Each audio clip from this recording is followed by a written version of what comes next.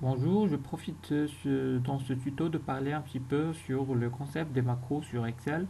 Déjà, c'est quoi un macro? C'est une fonction qui permet de fluidifier et de rendre plus vite les calculs sur Excel.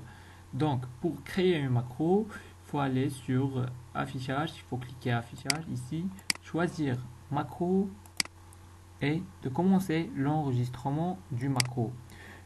Voilà, il faut après choisir un nom à votre macro. Par exemple, on met macro ou on fait euh, Azert, par exemple, un 2. Voilà, pour l'enregistrement de cette macro, soit sur ce classeur ou sur un nouveau classeur ou sur des classeurs des macros personnels. Ben maintenant, je vais choisir ce classeur-là. Après, il vient une description. Ça, c'est facultatif. C'est à vous de mettre des descriptions à votre macro pour se rappeler toujours de votre macro, de son utilité. Voilà. Après, quand on a rempli tous les champs, il faut mettre OK pour valider. Voilà, et ça commence l'enregistrement. Donc, on écrit on remplit la feuille d'Excel avec ce qu'on veut enregistrer. Par exemple, je choisis la colonne B à la troisième ligne. Voilà, je mets des textes aléatoirement. Voilà. Juste pour vous montrer l'utilité des créations des macros, comment ça se fait, comment ça se passe. Voilà, ta. Voilà. Après, on met des nombres aussi.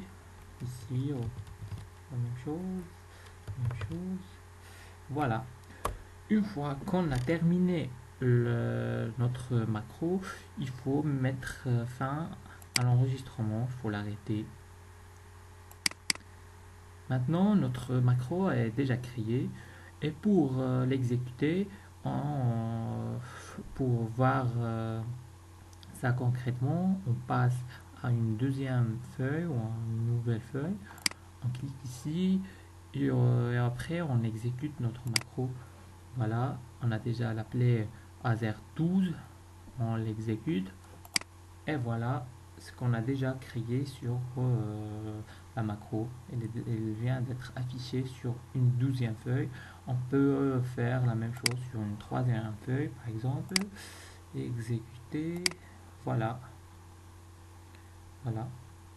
Donc, dans ce tuto, on a appris comment créer des macros. Et à plus pour une deuxième vidéo pour expliquer d'autres choses sur les macros. Et merci.